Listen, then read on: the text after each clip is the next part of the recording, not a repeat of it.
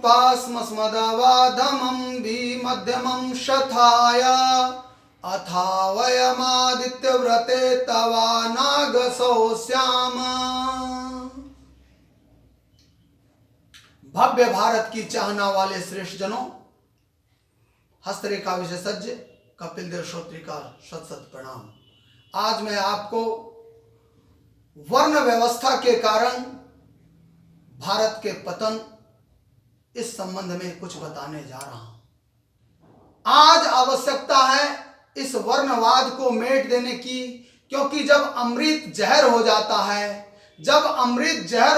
है, उस जहर मिले हुए अमृत को भी बुद्धिमान जन त्याग दिया करते हैं।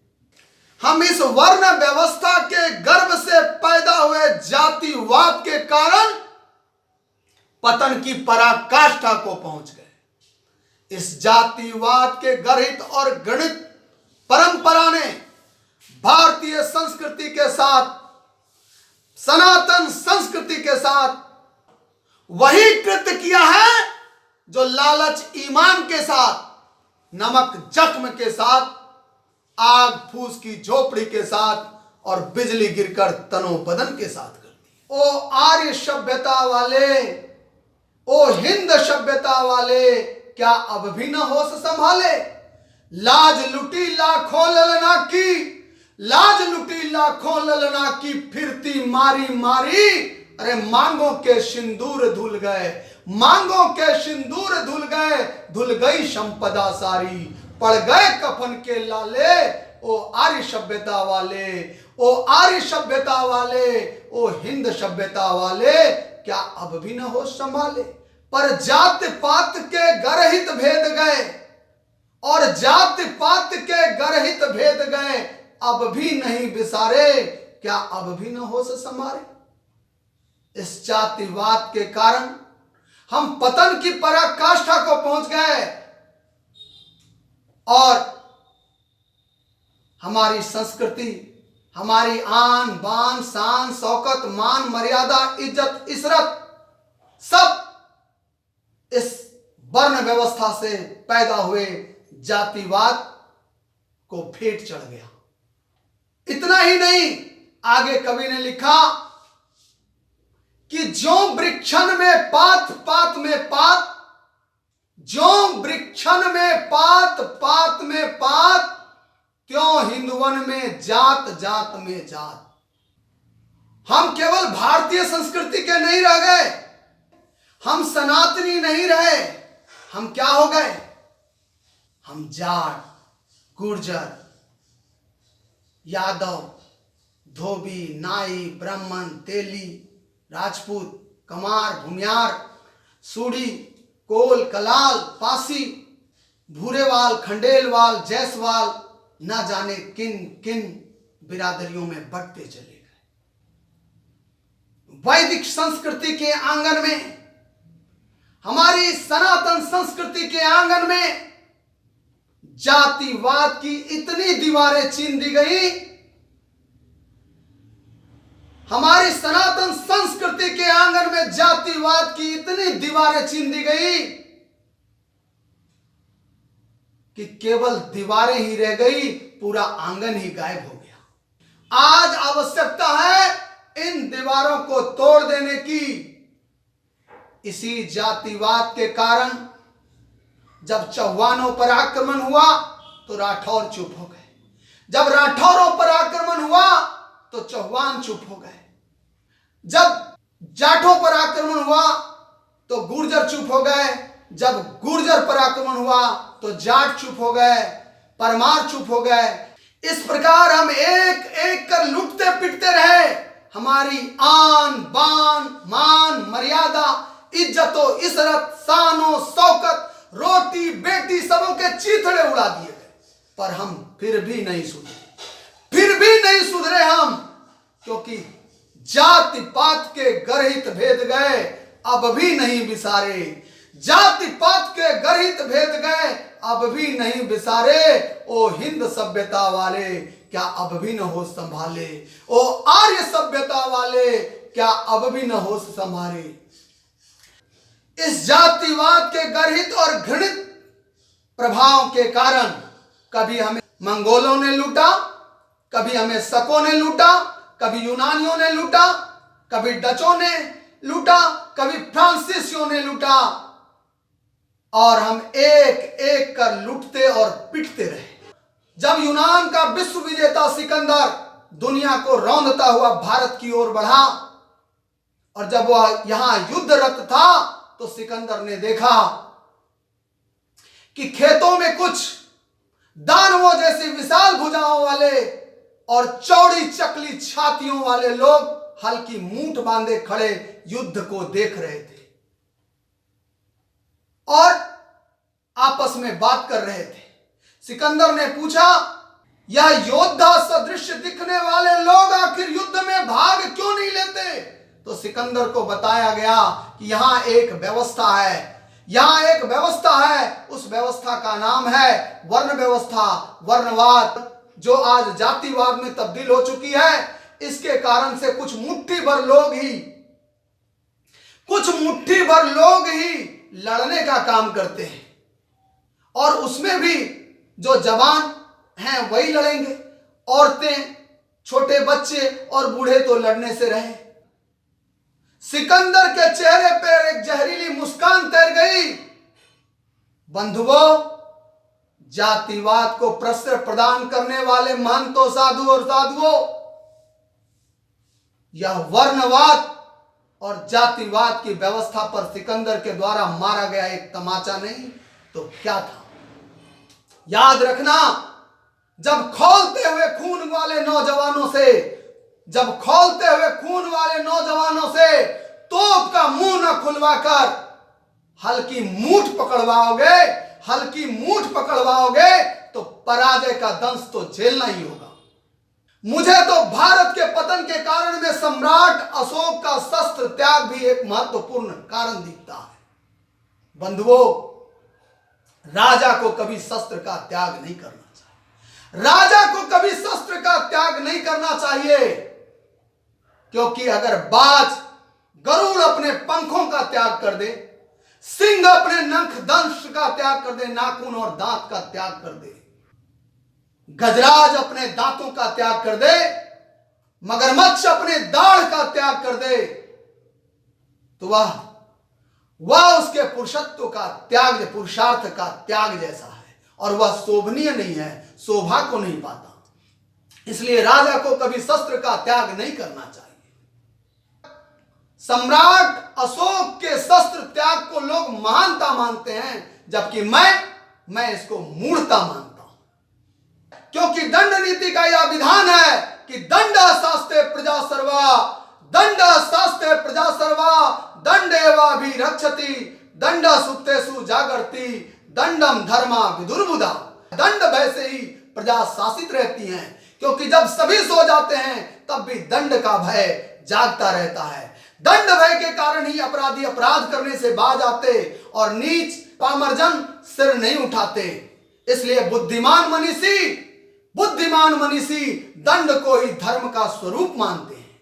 मैं कहता हूं, आज भी कोई रेजिमेंट, चाहे वो जाट रेजिमेंट हो, चाहे वह सिख रेजिमेंट हो, आज भी चाहे वह गोरखा रेजिमेंट हो, आज भी कोई रेजिमेंट अगर शस्त्रों का परित्याग कर दे तो पराजय और पराभव निश्चित होगा।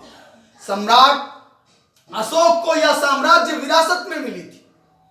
सम्राट अशोक को साम्राज्य विरासत में मिली थी, जिस साम्राज्य की स्थापना के लिए महान मनीषी चंद्रगुप्त और चाणक्य ने अपने खून पसीने एक कर दिए।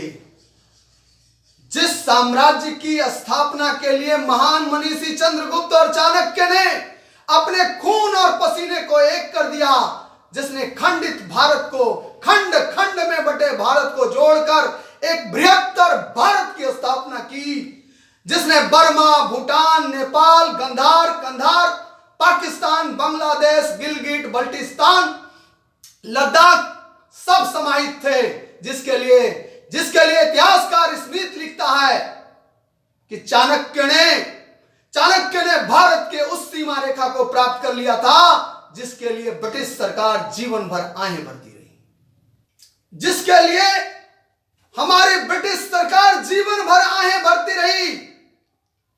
और चाणक्य ने चाणक्य के और चंद्रगुप्त के समय में भारत बृहत्तर भारत कहलाया।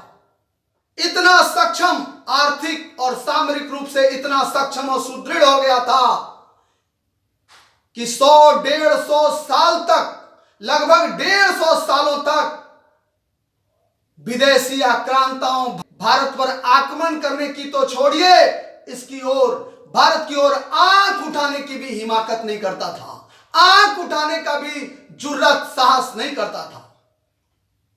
और इसी काल में भारत में अजात शत्रु पैदा हुए, जिस माने भारत इतना समृद्ध और सुदृढ़ हो गया था कि इसकी शत्रुता का कोई सोच भी नहीं सकता था। और वह राजा बिंदुसार, वह राजा अजात शत्रु कहलाया। यहां अजात शत्रु राजा पैदा हुए।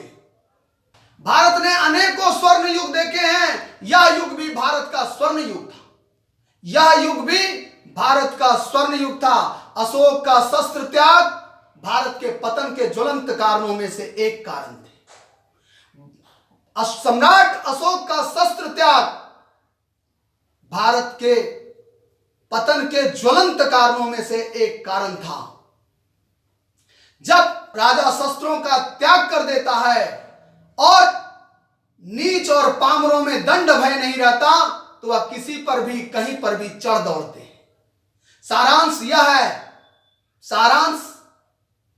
यह है कि सम्राट अशोक के शस्त्र त्याग के बाद भारत की सामरिक शक्ति प्रभावित हुई, क्षीण हुई और विदेशी आक्रांताओं के आक्रमण के लिए मार्ग प्रशस्त हुए। और कालांतर में जितने भी बौद्ध विहार थे, वो सब के सब विदेशी आक्रांताओं के लिए शरण स्थली बन गई, उनकी सैनिक छावनी बन गई, जो देश के पराभव और उसकी अखंडता के लिए कारक सिद्ध हुई, उसकी अखंडता में सेंधमारी के लिए कारक सिद्ध हुई। तो बंधुओं, आज के परिप्रेक्ष्य में भी यह जातिवाद और यह वर्णवाद की व्यवस्था हमारे राष्ट्र की जड़ों को खोखली कर रही हैं। और ये खोखली कर रहे हैं यहाँ के कुछ साधु, संत, महंत, कथावाचक और शंकराचार्य जैसे महापुरुष। शंकराचार्य जैसे महापुरुष जो वर्ण व्यवस्था के नाम पर जातिवाद को प्रश्रय प्रदान कर देते हैं, या ना उनके गरिमा के लिए न्याय संगत है, ना भारतीय संस्कृति के लिए, ना सनातन संस्कृति के लिए न्याय संगत है। जरा इनका वीडियो देखिए। ये अंतर्जातीय विवाह के बारे में क्या विचार है? भारत के लिए घातक है, विश्व के लिए घातक है, मानवता के लिए अभिशाप है। इसको प्रश्रय देना महापाप है। जनसंख्या की दृष्टि से भी हिंदुओं के अस्तित्व पर प्रहार है और वैदिक संस्कृति का विनाश है। हिंदुत्व के नाम पर अभिशाप है। वैकल्पिक ब्राह्मण वहाँ होना चाहिए अमेरिका ब्रिटेन में जहाँ परंपरा प्राप्त ब्राह्मण नहीं। विकल्प तो विकल्प होता है जी, अल्टरनेटिव तो अल्टरनेटिव होता है। अब जितने वैकल्पिक ब्राह्मण हैं वही ब्राह्मणत्व के विध्वंसक हैं या नहीं? अब पुलिस और मिलिट्री जितने क्षत्रियों के विकल्प हैं, यही रक्षा के लिए घातक हैं या नहीं? उद्योगपति ये वैश्यों के विकल्प निकाले गए, ये हमारे अर्थशास्त्र की दृष्टि से अभिशाप हैं या नहीं? और ये कौन है वो क्रिश्चियन मिशन सेवा के विकल्प हैं, इन्हीं के द्वारा भारत का पतन हो रहा है या नहीं? अब मेरा कोई विकल्प निकाल के दिखाइए ना। मैं शंकराचार्य हूँ, मेरे विकल्प दलाई लामा जी होंगे या पोप होंगे? हम लोग निर्विकल्प है, हमारा विकल्प नहीं होता है। हाँ, एक उदाहरण देता हूँ। खानदानी क्षत्रिय दो थे। कौन? राम जी और लक्ष्मण जी अयोध्या से। सीता जी का अपहरण हो चुका था, देवता बंदर भालू के रूप में आए थे। वैकल्पिक क्षत्रियों ने खानदानी परंपरा प्राप्त क्षत्रियों के अनुकूल होकर युद्ध जीता और राम जी को राज्यश्री सौंपा। राम जी की उदात्त भावना थी कि उन्होंने विभीषण को सौंपा। वैकल्पिक परंपरा प्राप्त के अनुगत होकर काम करें तो ठीक है। मैंने बताया कि वैकल्पिक अगर ब्राह्मण क्षत्रिय वैश्य शूद्र बनाएंगे, उनके प्रशिक्षण में समय अधिक लगेगा संपत्ति अधिक लगेगी, फिर भी संस्कार का आधान नहीं हो सकेगा। अब पांचवें चौथे कॉलम पर आना कोई पसंद नहीं करेगा। पहले दूसरे या पहले कॉलम में भी ही लाखों व्यक्ति भर जाएंगे। पूरे देश की शिक्षा प्रणाली, अर्थव्यवस्था, रक्षा की प्रणाली, सेवा की प्रणाली सब चरमरा जाएगी। सनातन वैदिक आर्य सिद्धांत वह है जहाँ जन्म से सबकी जीविका आरक्षित है। जन्म से सबकी जीविका आरक्षित है, इससे बढ़िया अर्थशास्त्र क्या हो सकता है। बुरा न मानो, होली है। ये कैसे कैसे वर्ण व्यवस्था के नाम पर जातिवाद को प्रश्रय देते हैं, जन्मगत वर्ण व्यवस्था को प्रश्रय देते हैं। इसका वीडियो का ज्वलंत उदाहरण देखिए। ये क्षत्रिय को भी जन्मगत क्षत्रिय मानते हैं, ब्राह्मण को भी जन्मगत क्षत्रिय मानते हैं, और उस सूत्र को छुपा देते हैं जिसमें साफ साफ कहा गया जन्मना जायते शूद्र कर्मणा उच्यते द्विज। जन्म से सभी शूद्र होते हैं, पैदा सभी शूद्र होते हैं, और कर्मगत व्यवस्था से वो द्विज होते हैं, कर्म से वो द्विज बनते हैं। तो ये इस बात को ढक देते हैं, श्री कृष्ण की उस नीति का भी अवहेलना कर देते हैं जो गीता में उन्होंने कहा कि चतुर्वर्ण्यम मया सृष्टा गुण कर्म विभाग सा, अर्थात गुण कर्म की व्यवस्था के अनुसार यह वर्ण व्यवस्था थी। आज यह वर्ण व्यवस्था खंडित हो गई है, और आज से ही नहीं, यह वर्षों वर्षों से खंडित हो गई है। इस वर्ण व्यवस्था के गर्भ से जातिवाद का जन्म होता है, तो यह सड़े हुए आम की तरह है जो भारतीय संस्कृति के टोकरे में पड़ा हुआ है।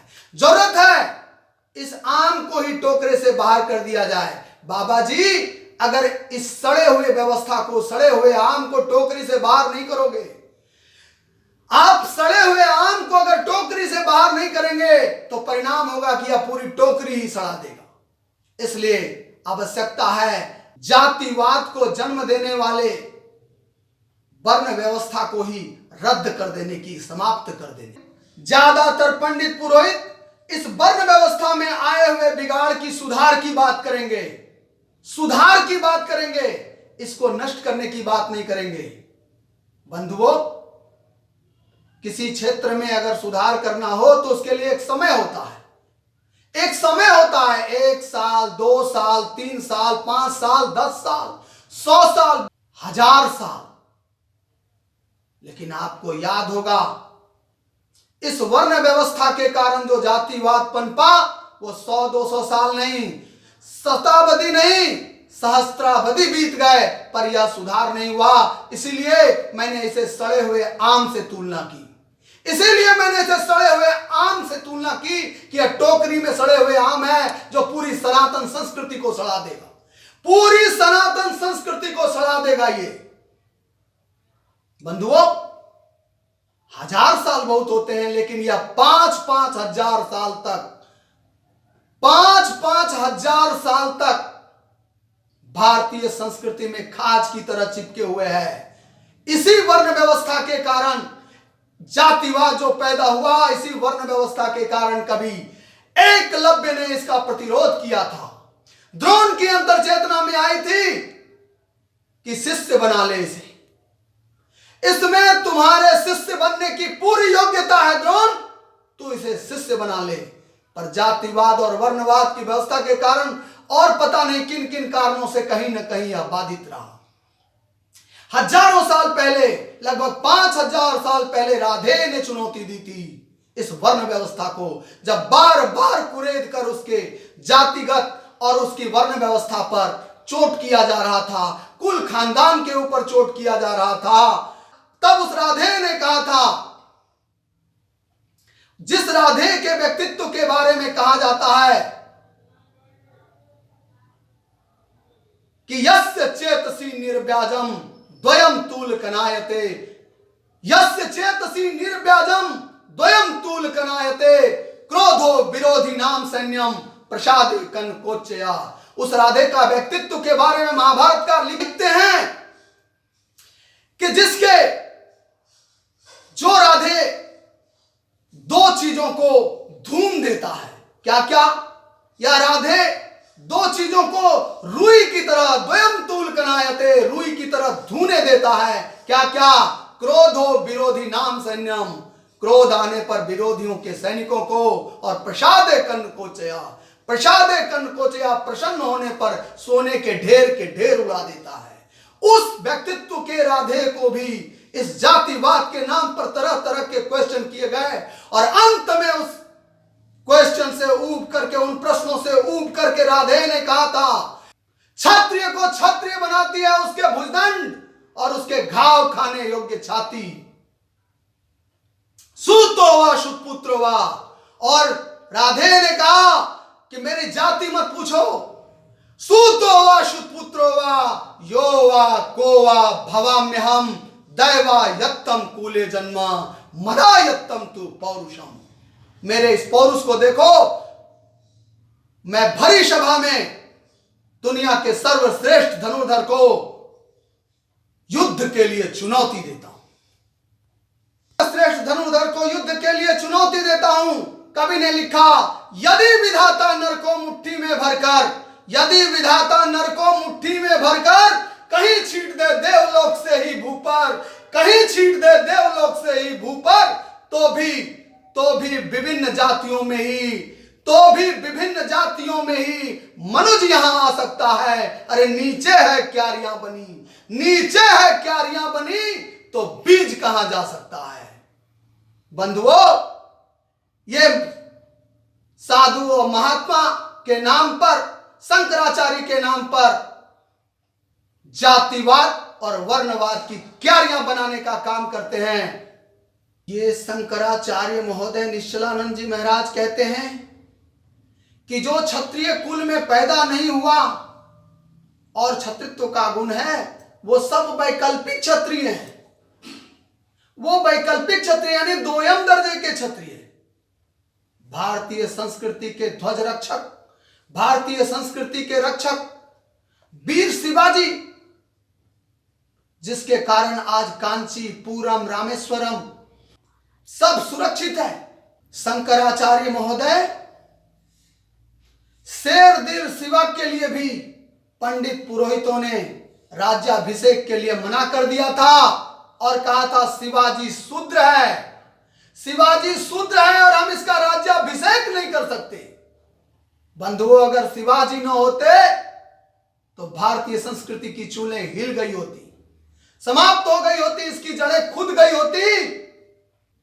ऐसे वीर शिवाजी को महाराज शंकराचार्य जी महाराज निश्चलानंद जी दोयम दर्जे का यानी वैकल्पिक क्षत्रिय मानते और इनका मानना है कि जो क्षत्रिय कुल में पैदा हुआ उसके नेतृत्व में दोयम दर्जे के क्षत्रिय लड़े। सुभाष चंद्र बोस तो कायस्थ कुल में पैदा हुए, तो ये दोयम दर्जे के क्षत्रिय हुए। अरे जिसके नाम से ब्रिटिश साम्राज्य की चूलें हिल गई थी, जिसने ब्रिटिश साम्राज्य की कमर तोड़ दी, जिसके नाम से ब्रिटिश साम्राज्य थर थर कांपता था, उस सुभाष को आप दोयम दर्जे का क्षत्रिय समझते हैं। अगर दोयम दर्जे के क्षत्रिय समझते हैं, वैकल्पिक क्षत्रिय समझते हैं, तो लानत है आपकी मानसिकता पर। आपके हिसाब से तो लौह पुरुष सरदार वल्लभ भाई पटेल, जिसने खंड भारत को अखंड किया, दोयम दर्जे के क्षत्रिय हो गए। क्योंकि वो तो किसान पुत्र थे। दोयम दर्जे के क्षत्रिय हो गए भगत सिंह, किसान पुत्र थे। दोयम दर्जे के क्षत्रिय हो गए श्रद्धानंद। क्या मानसिकता बना रखा है। और कितना तोड़ेंगे आप हिंदुस्तान को, भारतीय संस्कृति को। मैंने अभी अभी बताया था कि भारतीय संस्कृति के आंगन में जातिवाद की इतनी दीवारें चीन दी गई कि आंगन ही गायब हो गया, केवल दीवारें ही दीवारें बची। आज आवश्यकता है भारत के जो कथा प्रेमी हैं, जो कथा सुनने वाले हैं और जो कथा सुनाने वाले हैं, भारत के जो शंकराचार्य लोग हैं, भारत के जो मठाधीश हैं, वहां से वर्ण व्यवस्था की नींव, वहां से जाति व्यवस्था की नींव गिरा देने की, ताकि भारतीय संस्कृति एकाकार हो, भारतीय संस्कृति का एकीकरण हो। आप उस विश्व प्रसिद्ध योद्धा नेपोलियन बोनापार्ट के लिए क्या कहेंगे शंकराचार्य महोदय? उस विश्व प्रसिद्ध योद्धा नेपोलियन बोनापार्ट के लिए क्या कहेंगे? कौन सा क्षत्रिय मानेंगे उसको? वह लोहार कुल में पैदा हुआ था। इस महायोद्धा ने अकेले रूस, ऑस्ट्रिया, हालैंड, इटली, जर्मनी, मिलान, सार्डिनिया, पोलैंड, जेनेवा, फ्रांस, तुर्की, मिस्र, सीरिया सब पर अपना आधिपत्य जमाया था। सैकड़ों और सहस्त्रों राजा इसके चरण चुंबन करते थे।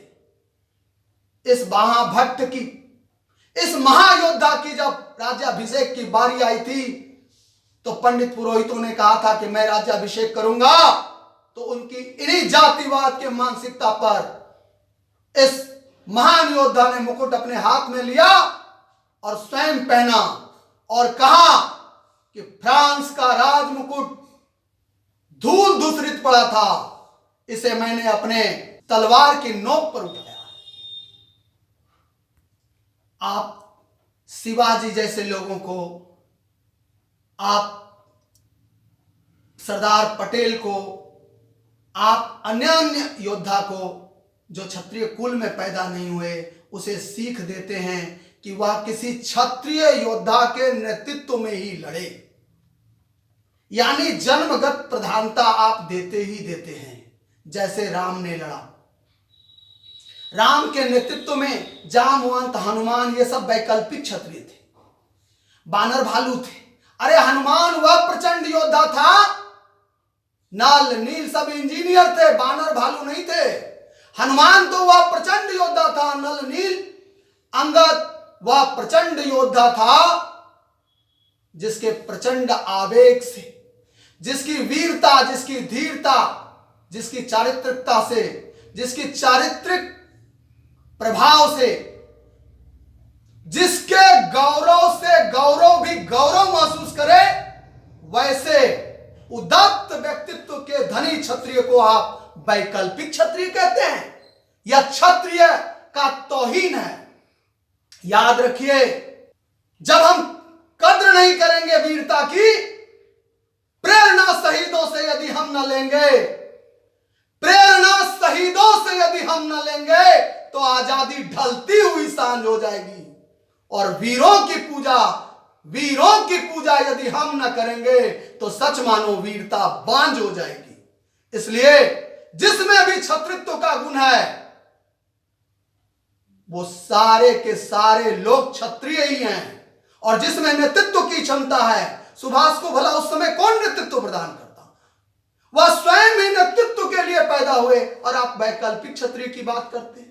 ये चोंचलेबाजी और ड्रामाबाजी को समेटा जाए, यह भारतीय संस्कृति की जड़ों में सेंध लगाने जैसा काम है।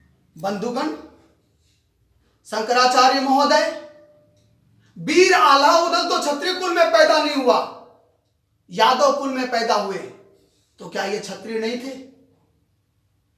अरे जिसकी वीरता की चर्चा आलाउद्दीन गाया जाता है, जिनके सामने एक भी क्षत्रिय, जो क्षत्रिय कुल में पैदा हुए, एक भी क्षत्रिय जिनकी वीरता की सानी नहीं रखता, उस अलाउद्दीन को आप दोयम दर्जे का क्षत्रिय मानते हैं। ठीक कहा था उस राधे ने कि योद्धा क्षत्रिय बनाती हैं, उस क्षत्रिय को क्षत्रिय बनाती हैं उसका भुजदंड और उसकी घाव खाने योग्य छाती। शंकराचार्य जी महाराज कहा है कि दुर्जना परिहर्तव्यो विद्यालंकृतो अपिशन मणिना भूषित सर्प किम सौना भयंकरा। विद्या से विभूषित अगर दुष्ट व्यक्ति है तो वह मणि से विभूषित सर्प की तरह है, उसके विष और बड़े होते हैं। इसलिए विद्या से विभूषित दुष्ट व्यक्ति भी उस मणिधर सर्प की तरह त्याज्य ही होता है। महाराज जी, आप प्रेम विवाह को सनातन संस्कृति के पतन का कारण मानते हैं। उस भारत में जिसका नाम शकुंतला पुत्र भरत के नाम से, शकुंतला पुत्र भरत के नाम से भारत पड़ा, जो प्रेम के ही संतान थे। अभिमन्यु, वीर अभिमन्यु, आचार्य द्रोण, सूर्यपुत्र कर्ण, ये सब प्रेम के ही तो संतान थे। यहां तक कि श्री कृष्ण और रुक्मिणी का भी प्रेम विवाह ही हुआ था। दूसरी बात कि आप जन्मगत क्षत्रिय को अति महत्वपूर्ण मानते हैं। जब भारत का संपूर्ण क्षत्रिय जनमानस विदेशियों की चाटुकारिता में लगा था, एक राजा छत्रसाल को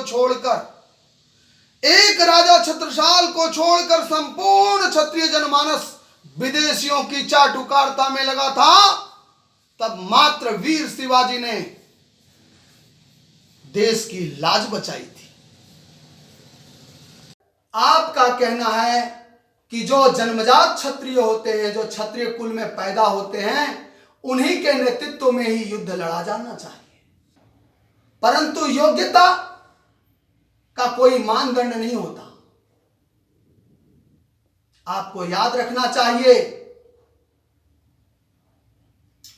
कि शिवाजी के समय में, जिस शिवाजी को पंडित पुरोहितों ने शूद्र कह के संबोधित किया, उस शिवाजी के समय में क्षत्रिय कुल की मर्यादा रखने वाला एकमात्र क्षत्रिय था, जिसका नाम महाराज छत्रसाल था। क्षत्रिय कुल की लाज रखने वाला एकमात्र राजा बचा था, राजा छत्रसाल। और किसी भी क्षत्रिय से उसको कोई हेल्प नहीं था, कोई सहयोग नहीं था, क्योंकि सभी भीगी बिल्ली बने हुए थे विदेशियों के डर से। सभी भीगी बिल्ली बने हुए थे और राजा छत्रसाल की मदद करने की हिमाकत किसी में नहीं थी। किसी में इतनी हिम्मत नहीं थी कि विपद काल में भी छत्रसाल की मदद करे। छत्रसाल जब बूढ़े हो गए थे और स्थिति दयनीय हो गई थी, शिवाजी भी गुजर चुके थे, उस समय मराठा सरदारों का नेतृत्व बाजीराव के हाथ में था। तब दर्द भरे लहजों में भीगे हृदय से राजा छत्रसाल ने कहा था, जो गति गज की भई सौ गति भई है आज, बाजी जात बुंदेल की रखो बाजी लाज। और तब बाजीराव पेशवा ने, मराठा सरदारों ने लाज बचाई छत्रसाल की। और इतिहास साक्षी है, एक भी क्षत्रिय कौम में पैदा होने वाले एक भी राजा छत्रसाल की मदद को आगे नहीं आए। इसलिए ये जन्मगत व्यवस्था को प्रश्रय प्रदान करने वाले महात्मा शंकराचार्य और इन सदृश जितने लोग हैं, वो सब इस वर्ण व्यवस्था के जिल्लत भरी जिंदगी से बाहर आए और इस वर्ण व्यवस्था को भारतीय संस्कृति की रक्षा के लिए त्याज्य घोषित करें। इसी में कल्याण है। सबको मेरा प्रणाम। अगर न्याय संगत यह वीडियो लगे तो इस वीडियो को शंकराचार्य तक पहुंचाने की कृपा करें। धन्यवाद, प्रणाम।